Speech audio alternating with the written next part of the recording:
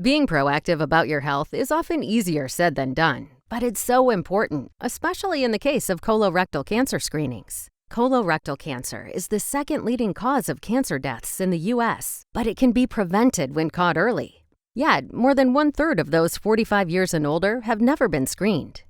Many believe colorectal cancer screenings are difficult, invasive, uncomfortable, and expensive, but with InSure ONE, that couldn't be further from the truth.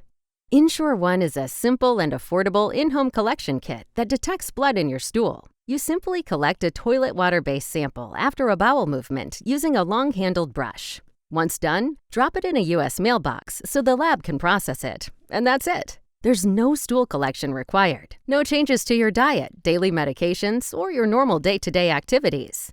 InSure ONE is also affordable. It's a low-cost choice compared to messy stool collection kits and invasive medical procedures. Plus, it's covered by most insurance providers, including Medicare and Medicaid.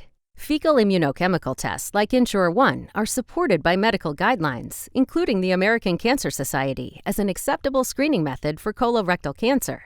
When it comes to colorectal cancer screening, being proactive about your health is almost easier done than said. Talk to your doctor today to see if InSure ONE is right for you.